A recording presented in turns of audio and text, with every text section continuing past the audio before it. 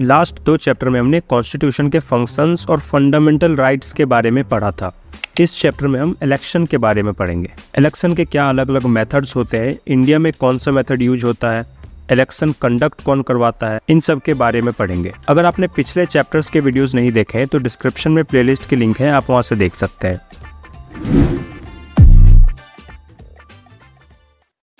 India एक democratic country है। Democracy का मतलब होता है पीपल्स रूल। एक होता है डायरेक्ट डेमोक्रेसी, जिसमें सिटीजन्स डिसीजन मेकिंग में डायरेक्ट पार्टिसिपेट करते हैं, लेकिन ये तब पॉसिबल है जब लोग बहुत कम हो। जैसे गांव में जो ग्राम सभा होता है उसे कुछ हद तक डायरेक्ट डेमोक्रेसी कह सकते हैं। और दूसरा होता है इनडायरेक्ट या रिप्रेजेंटेटिव डेमोक्रेसी, जिसमें सिटीजन इलेक्शन के थ्रू अपने रिप्रेजेंटेटिव चूज करते हैं और वो रिप्रेजेंटेटिव कोई भी डिसीजन लेने या लॉ बनाने का काम करता है। जैसे इंडिया में हम एमपी और एमएलए को चूज करते हैं। लेकिन हर इलेक्शन डेमोक्रेटिक हो ये जरूरी नहीं है। बहुत नॉन डेमोक्रेटिक कंट्रीज भी इलेक्शन करवाते हैं ये दिखाने के लिए कि वो भी डेमोक्रेटिक कंट्री है। लेकिन ऑब्वियसली वो एक फेयर इलेक्शन नहीं होता है, क्योंकि वो इलेक्शन इस तरह से ही करवाते हैं जिससे अल्टीमेटली रिजल्ट उनके फेवर में ही आए। ये इंश्योर करने के लिए कि इलेक्शन फेयर तरीके से हो, डेमोक्रेटिक कंट्रीज अपने कॉन्स्टिट्यूशन में ही इलेक्शन से रिलेटेड कुछ बेसिक रूल्स लिख देती है। जैसे कौन वोट करने के लिए एलिजिबल है, कौन इलेक्शन में खड़ा होने के लिए एलिजिबल है, इलेक्शन को सुपरवाइज कौन करेगा, कौन सा मेथड यूज होगा, और इन सब के डिटेल्स के लिए फिर अलग से लॉ बनाया जाता है। अब इलेक्शन के अलग अलग मेथड्स को समझते हैं और देखते हैं कि इंडिया में कौन सा सिस्टम यूज होता है। पहला मेथड है first past the post system, या इसे प्लूरैलिटी सिस्टम भी कहते हैं। इस सिस्टम में जिस कैंडिडेट के पास बाकी सारे कैंडिडेट से ज़्यादा वोट होता है उसे इलेक्ट किया जाता है। लेकिन कोई ज़रूरी नहीं है कि विनिंग कैंडिडेट के पास मेजॉरिटी ऑफ वोट्स हो। एग्जाम्पल से समझते हैं। सपोज 5 कैंडिडेट्स ए, बी, सी, डी और ई के बीच इलेक्शन होना है और टोटल वोटर्स हैं 100। ए, बी और सी को 20-20 वोट्स मिले, डी को 15 और ई को 25। तो first past the post system के अकॉर्डिंग ई विनर होगा। लेकिन अगर देखें तो ई को मेजॉरिटी ऑफ वोट्स यानी 50% से ज़्यादा वोट नहीं मिला है, सिर्फ 25% ही मिला है। लेकिन फिर भी क्योंकि इसे बाकी कैंडिडेट से ज़्यादा वोट मिला है तो इसीलिए ये विनर है। मतलब इस केस में हर वो वोट जो लूजिंग कैंडिडेट को मिला वो वेस्ट हो गया। इंडिया में जितने डायरेक्ट इलेक्शंस होते हैं, मतलब जिसमें सिटीजन्स डायरेक्टली वोट करते हैं, उसमें यही सिस्टम यूज होता है।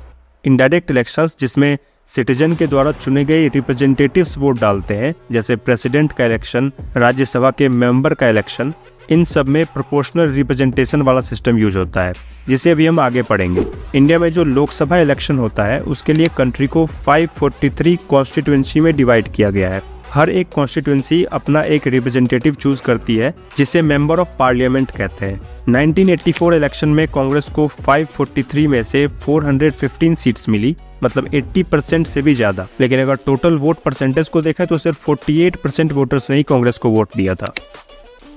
दूसरा मेथड है प्रोपोर्शनल रिप्रेजेंटेशन सिस्टम। इसमें पार्टी को उनके वोट के प्रोपोर्शन में सीट दी जाती है। एग्जाम्पल से समझते हैं। 3 पार्टी है ए, बी, सी, टोटल सीट्स है 10।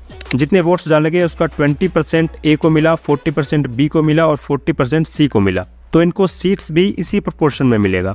ए को 20% वोट मिला है तो 10 का 20% यानी 2 सीट्स, और इसी तरह बी और सी को 40% वोट मिला है तो 4 सीट्स। प्रोपोर्शनल रिप्रेजेंटेशन सिस्टम के 2 वेरिएशंस हो सकते हैं। कुछ कंट्रीज जैसे इजराइल या नीदरलैंड्स में पूरे कंट्री को एक ही कॉन्स्टिट्यूएंसी माना जाता है, मतलब इंडिया की तरह कॉन्स्टिट्यूएंसी डिवाइडेड नहीं है। और दूसरे वेरिएशन में कंट्रीज जैसे अर्जेंटीना या पोर्चुगल में कंट्री को मल्टी पार्टी कॉन्स्टिट्यूएंसी में डिवाइड किया जाता है, मतलब एक ही कॉन्स्टिट्यूएंसी में एक से ज़्यादा रिप्रेजेंटेटिव होते हैं और वो अलग अलग पार्टी के भी हो सकते हैं। दोनों ही वेरिएशन में इलेक्शन से पहले हर पार्टी अपने कैंडिडेट्स का लिस्ट निकालती है, लेकिन वोटर्स पार्टी को वोट डालते हैं, न कि कैंडिडेट्स को। रिजल्ट में जिस पार्टी को जितना वोट शेयर मिलता है उसी के अकॉर्डिंग उसे सीट दी जाती है और पार्टी उस कैंडिडेट के लिस्ट में से अपने सीट्स को फिल करती है। इस सिस्टम में स्मॉलर पार्टीज जिसका सपोर्ट बेस बहुत कम है उसे भी रिप्रेजेंटेशन का मौका मिलता है। इंडिया में हम इनडायरेक्ट इलेक्शंस, मतलब president, vice president, member of Rajya Sabha और मेंबर ऑफ विधान परिषद, इन सब के इलेक्शन के लिए प्रोपोर्शनल रिप्रेजेंटेशन सिस्टम का यूज करते हैं। लेकिन हम इसका एक तीसरा और कॉम्प्लेक्स वर्जन यूज करते हैं जिसे कहते हैं सिंगल ट्रांसफरेबल वोट। ये कैसे काम करता है इसको समझने के लिए राज्यसभा के इलेक्शन का एग्जाम्पल लेते हैं। हर एक स्टेट के पॉपुलेशन के प्रोपोर्शन में उनके राज्यसभा की सीट फिक्स की गई है। जैसे यूपी जहाँ पॉपुलेशन बहुत ज़्यादा है उनके पास 31 सीट्स है, वहीं गोवा के पास सिर्फ एक ही सीट है। और इस इलेक्शन में वोट डालते हैं उस स्टेट के MLAs। अब इलेक्शन के प्रोसेस को समझते हैं। सपोज किसी स्टेट में 4 राज्यसभा की सीट पे इलेक्शन हो रहा है, मतलब 4 कैंडिडेट्स इलेक्ट होंगे और उस स्टेट में टोटल वोटर्स यानी टोटल MLAs हैं 200। तो एक फॉर्मूला है जिससे ये डिसाइड किया जाता है कि मिनिमम किसी कैंडिडेट को इलेक्ट होने के लिए कितना वोट चाहिए। टोटल जितना वोट डाला गया उसको टोटल जितने कैंडिडेट्स इलेक्ट होने हैं +1 से डिवाइड करना है और उसमें फिर 1 प्लस करना है। तो इस केस में सपोज सारे MLAs ने वोट डाला तो टोटल वोट्स पोल हो गया 200। 4 इलेक्ट होने हैं +1 तो डिवाइडेड बाई 5 तो आया 40 और लास्ट में +1। तो मिनिमम किसी भी कैंडिडेट को 41 वोट्स चाहिए इलेक्ट होने के लिए।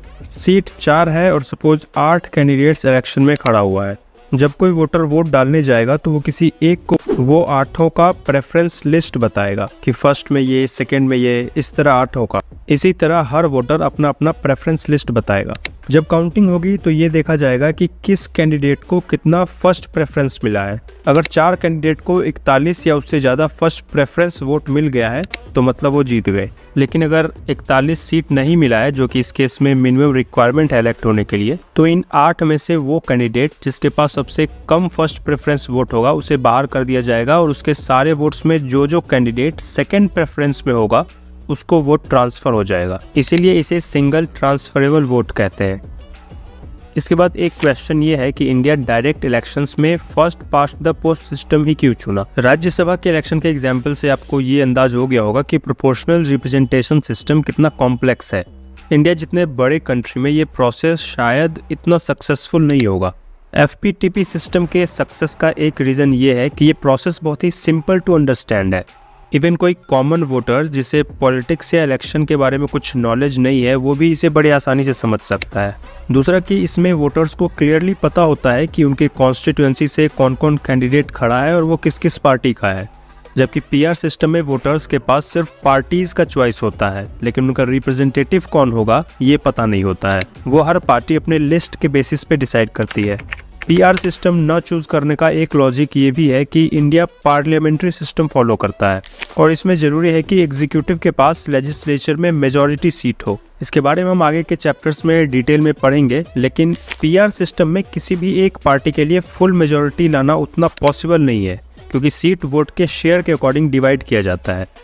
ऐसे में जो कोएलिशन गवर्नमेंट बनेगी वो बहुत वीक और अनस्टेबल होगी और पार्लियामेंट्री फंक्शन स्मूथली नहीं चलेगा क्योंकि कोई भी डिसीजन लेने में पार्टीज के बीच आइडियोलॉजिकल डिफरेंसेस आने के चांसेस बहुत ज़्यादा होंगे और अगर एक पार्टी भी अपना समर्थन वापस ले ले तो सरकार गिर सकती है। लेकिन FPTP सिस्टम में जनरली बड़ी पार्टीज के लिए फुल मेजॉरिटी लाना कंपैरेटिवली आसान होता है। जैसे 2014 में BJP के पास सिर्फ 31% वोट शेयर था, लेकिन सीट्स 282, फुल मेजॉरिटी से भी 10 ज़्यादा। हमने देखा कि FPTP सिस्टम में वो कैंडिडेट जीतता है जिसे अपनी कॉन्स्टिट्यूएंसी में बाकी सारे कैंडिडेट से ज़्यादा वोट मिला हो। लेकिन ऐसे में जो स्मॉलर सोशल ग्रुप्स हैं उनको डिसएडवांटेज है, खासकर इंडिया के केस में जहां कास्ट डिस्क्रिमिनेशन एक बहुत बड़ा चैलेंज है। जो डोमिनेंट ग्रुप या कास्ट है हमेशा वही इलेक्शन जीतेंगे और ऑप्रेस्ड सोशल ग्रुप कभी डिसीजन मेकिंग में पार्टिसिपेट ही नहीं कर पाएंगे, क्योंकि कुछ ऐसे सोशल ग्रुप्स हो सकते हैं जो पूरी कंट्री में स्प्रेड हो लेकिन किसी एक कॉन्स्टिट्यूएंसी में इतने ना हो कि कोई इलेक्शन जीत सके। ये इशू इंडिपेंडेंस से पहले भी डिस्कस किया गया था, जिसके बाद ब्रिटिश गवर्नमेंट ने सेपरेट इलेक्टोरेट्स को इंट्रोड्यूस किया था। मतलब हर कम्युनिटी का अलग अलग इलेक्शन होगा। फॉर एग्जांपल मुस्लिम का अलग इलेक्शन जिसमें सिर्फ मुस्लिम ही खड़ा हो सकता है और मुस्लिम ही वोट डाल सकता है। ऐसे हिंदू का अलग इलेक्शन।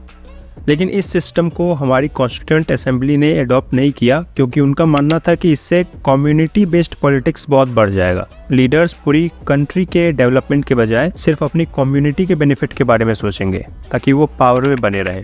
इसीलिए उन्होंने रिजर्व्ड कॉन्स्टिट्यूएंसी का सिस्टम को अडॉप्ट किया। इसमें सारे वोटर्स वोट डालने के लिए एलिजिबल होते हैं, लेकिन जो कैंडिडेट इलेक्शन के लिए खड़ा होता है वो उसी ग्रुप का होना चाहिए जिसके लिए वो कॉन्स्टिट्यूएंसी रिजर्व्ड है। इंडियन कॉन्स्टिट्यूशन में लोकसभा और स्टेट लेजिस्लेटिव असेंबली के इलेक्शन में शेड्यूल्ड कास्ट और शेड्यूल्ड ट्राइब के लिए उनके पॉपुलेशन के प्रोपोर्शन में सीट्स रिजर्व किया गया है। जैसे टोटल 543 लोकसभा सीट्स में से 84 शेड्यूल्ड कास्ट के लिए है और 47 शेड्यूल्ड ट्राइब्स के लिए रिजर्व्ड है। अब सवाल है कि ये किस बेसिस पे और कौन डिसाइड करता है कि कौन सी कॉन्स्टिट्यूएंसी को रिजर्व किया जाएगा। तो ये डिसीजन होता है डिलिमिटेशन कमीशन का। डिलिमिटेशन कमीशन एक इंडिपेंडेंट बॉडी है जिसको प्रेसिडेंट ऑफ इंडिया अपॉइंट करते हैं और ये इलेक्शन कमीशन के साथ काम करता है। इसका काम है कंट्री में कॉन्स्टिट्यूंसी के बाउंड्री को ड्रॉ करना। लोकसभा इलेक्शन के लिए पूरे कंट्री को अभी 543 कॉन्स्टिट्यूंसी में डिवाइड किया गया है और स्टेट इलेक्शन के लिए हर स्टेट को भी कॉन्स्टिट्यूंसी में डिवाइड किया गया है, जो कि हर स्टेट का अलग अलग है। एक्चुअली इन कॉन्स्टिट्यूंसी को इस तरह डिवाइड किया जाता है कि हर एरिया में लगभग बराबर पॉपुलेशन हो।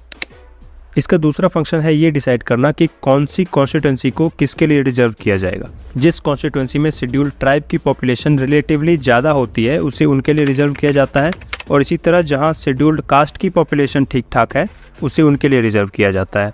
पंचायत और म्यूनिसिपैलिटी के इलेक्शन में वुमेन के लिए भी सीट्स रिजर्व्ड है और डिमांड है कि लोकसभा और स्टेट लेजिस्लेटिव असेंबली में भी 1/3 सीट्स वुमेन के लिए रिजर्व्ड होना चाहिए, क्योंकि उस लेवल पे वुमेन का रिप्रेजेंटेशन बहुत कम है। डेमोक्रेसी में इलेक्शन का सही मतलब तब है जब इलेक्शन फ्री एंड फेयर हो, इम्पार्शियल हो, ट्रांसपेरेंट हो। तो अब देखते हैं कि ये इंश्योर करने के लिए क्या क्या किया गया है। इंडियन कॉन्स्टिट्यूशन में सभी एडल्ट सिटीजन्स को राइट टू वोट दिया गया है। बहुत से कंट्रीज जैसे फ्रांस, यूएसए, इन सब में ये राइट सबको एक साथ नहीं मिला था, बल्कि एक लंबे स्ट्रगल के बाद मिला था। जैसे फ्रांस में 1848 में पहली बार सभी 21+ मेन को वोटिंग राइट मिला और उसके लगभग 100 साल बाद 1944 में जाके वुमेन को भी इंक्लूड किया गया। लेकिन इंडिया में सभी सिटीजन्स को irrespective of gender, caste, religion और वेल्थ एक साथ सभी को वोटिंग राइट दिया गया।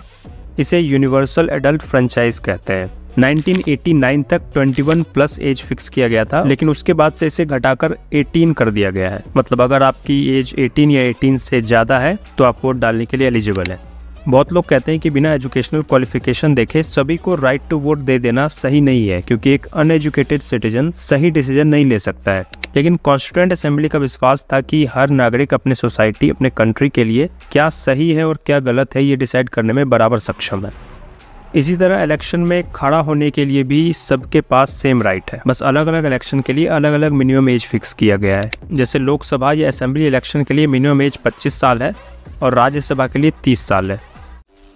इलेक्शन फ्री एंड फेयर तरीके से कंडक्ट करवाने के लिए एक इंडिपेंडेंट इलेक्शन कमीशन बनाया गया है। कॉन्स्टिट्यूशन के आर्टिकल 324 क्लॉज 1 में इसे बनाने की बात की गई है। इंडिपेंडेंट होने का मतलब ये है कि ये गवर्नमेंट का पार्ट नहीं है और इसलिए अनबायस्ड होकर काम कर सकता है। ये एक मल्टी मेंबर बॉडी है जिसमें एक चीफ इलेक्शन कमिश्नर होता है जो टीम को लीड करता है और 2 इलेक्शन कमिश्नर, लेकिन तीनों के पावर्स सेम ही होते हैं और इलेक्शन से रिलेटेड सारे डिसीजंस ये कलेक्टिवली ही लेते हैं।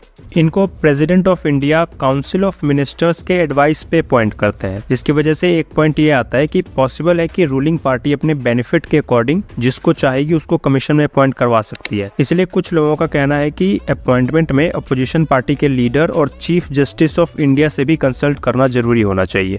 कॉन्स्टिट्यूशन ये भी इंश्योर करता है कि चीफ इलेक्शन कमिश्नर और इलेक्शन कमिश्नर्स के पास सिक्योरिटी ऑफ टेन्योर हो, मतलब इनको आसानी से नहीं हटाया जा सके।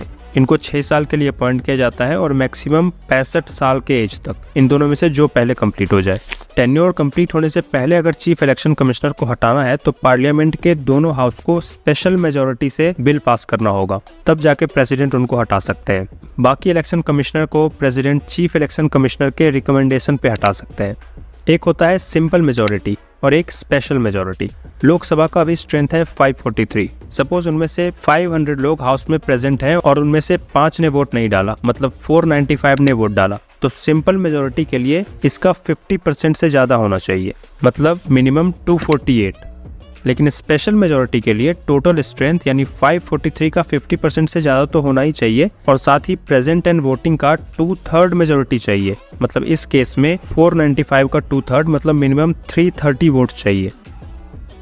इलेक्शन कमीशन का एक काम है up to date voter list prepare करना और इंश्योर करना कि वोटर लिस्ट में कुछ एरर ना हो। मतलब ऐसा ना हो कि किसी रजिस्टर्ड वोटर का वोटर लिस्ट में नाम ही ना हो या किसी ऐसे का नाम हो जो एलिजिबल ही नहीं है या उस नाम का कोई एग्जिस्ट ही नहीं करता है।